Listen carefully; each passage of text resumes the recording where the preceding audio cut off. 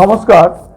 চতুর্মাস আগামী 25শে জুলাই থেকে শুরু হচ্ছে চতুর্মাস যোগ, যেটি চলবে 20 নভেম্বর পর্যন্ত। এই সময় ভগবান বিষ্ণু শায়িত অবস্থায় থাকেন, আর তার যে দুটি হাত সেইটা যে জাতক জাতিকার মাথায় পড়ে তারা এই সময় বিশাল ধনবান হয়ে যায়, সর্বদিক দিয়ে তারা লাভবান হয়। তো সেইটা আমাদের আলোচনার বিষয়। জীবনে উন্নতি নিশ্চিত হবে, ইনকাম বাড়বে, কেরিয়ারে সফলতা আসবে এবং পারিবারিক জীবনে সুখ শান্তি আসবে। তো এই আলোচনাতে যাওয়ার আগে বলবো, যাদের আমার অনুষ্ঠান ভালো লাগে তারা নিশ্চয়ই আমাকে লাইক করবেন। যারা নতুন আমার অনুষ্ঠান দেখছেন, প্রথম অনুষ্ঠান দেখছেন, তারা প্রত্যেকটা আমার অনুষ্ঠান পাওয়ার জন্য অবশ্যই আমাকে সাবস্ক্রাইব করবেন, যাতে আমি কোনো ভিডিও পোস্ট করার সাথে সাথে আপনি সেই ভিডিও পেয়ে যান। এবার আসবো চতুর্মাস। এই চতুর্মাস নিয়ে কি আমরা জানতে পারি। প্রথম কথা হচ্ছে, এই সময় শনি, রবি, বৃহস্পতির মতো যে সমস্ত গ্রহ আছে তারা কিন্তু খুব স্থিতি অবস্থায় আছেন, যার ফলে লাভ উন্নতি খুব বাড়বে। এবার দেখবো কোন কোন রাশির ক্ষেত্রে এই চতুর্মাস যোগে তাদের বিশাল সফলতা আসবে। প্রথমেই দেখবো বৃষ রাশি।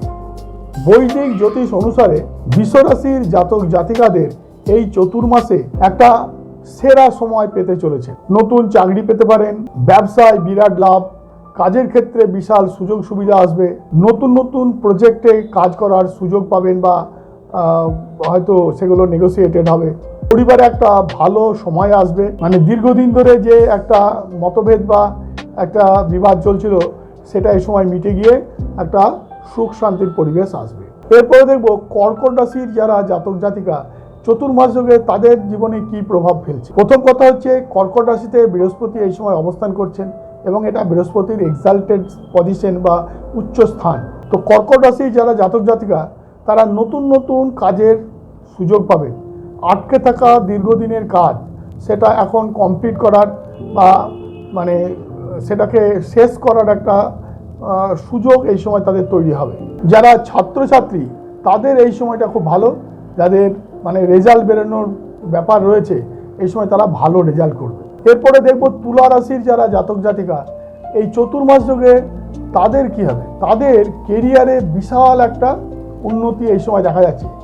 বিভিন্ন সোর্স থেকে তারা এই সময় অর্থ লাভ করতে পারবেন, একটা রোজগার করতে পারবেন। তুলা রাশির জাতক জাতিকারা যারা পার্টনারশিপ ব্যবসার সাথে যুক্ত তারা এই সময় পার্টনারশিপ ব্যবসায় বিশাল সফলতা পাবেন।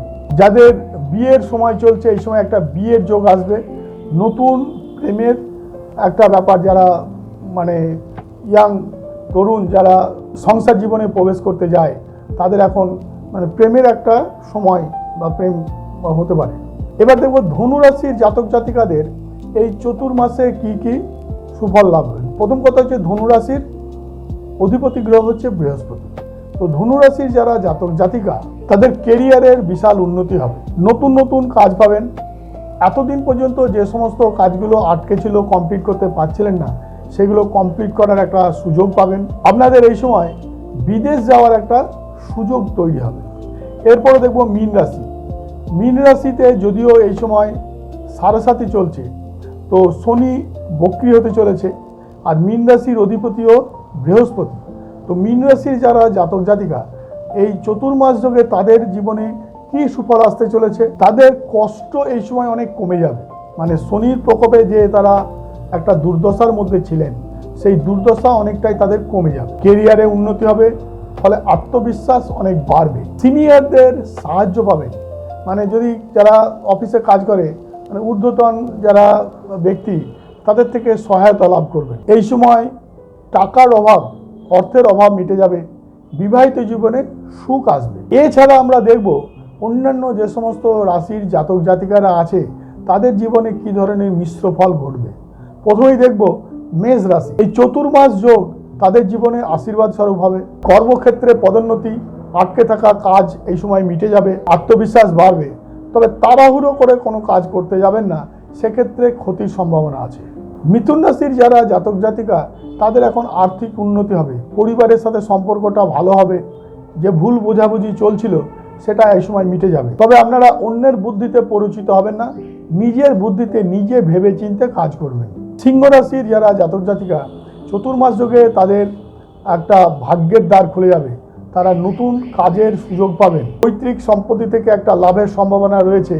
তবে তারা অহংকারটা একটু কম রাখবেন, মানে নিজের অহংকারটাকে ত্যাগ করবেন। যারা কন্যা রাশির জাতক জাতিকা তাদের এই সময় কাজের চাপ বাড়বে, ব্যয় বৃদ্ধি হওয়ার একটু সম্ভাবনা রয়েছে। দীর্ঘদিনের অমীমাংসিত কাজ এখন শেষ করতে পারবেন বা মীমাংসা হয়ে যাবে। তবে স্বাস্থ্যের দিকে কিছুটা ধ্যান দেবেন। বৃশ্চিক রাশির জাতক জাতিকাদের এই চতুর্মাস যোগে কিছুটা মানসিকভাবে তারা মানে ঠিক থাকবেন না, জীবনে হতাশা আসবে এবং জীবনসঙ্গী বা যারা পার্টনারশিপ ব্যবসা করেন তাদের সাথে মতভেদ হওয়ার একটা চান্স রয়েছে, সেইটাকে এড়িয়ে চলার চেষ্টা করবেন। দুমদাম করে কোথাও ইনভেস্ট করবেন না, একান্ত ইনভেস্ট করতে হলে অভিজ্ঞ ব্যক্তির সাথে আলোচনা করে ইনভেস্ট করবেন। মকর রাশির জাতক জাতিকাদের এখন আর্থিক চাপ বাড়বে, পরিবারের প্রতি দায়িত্ব বাড়বে।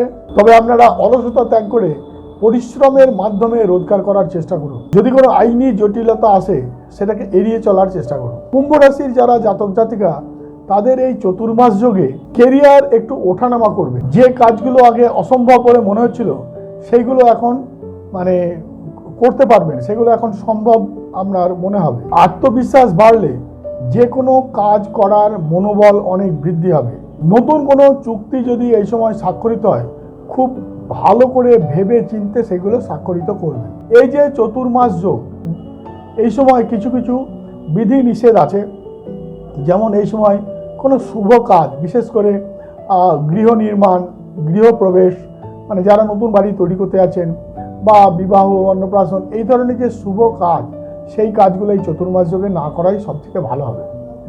যারা আমার অনুষ্ঠান দেখছেন, যদি অনুষ্ঠান ভালো লাগে নিশ্চয়ই লাইক করবেন। সবাই খুব ভালো থাকবেন।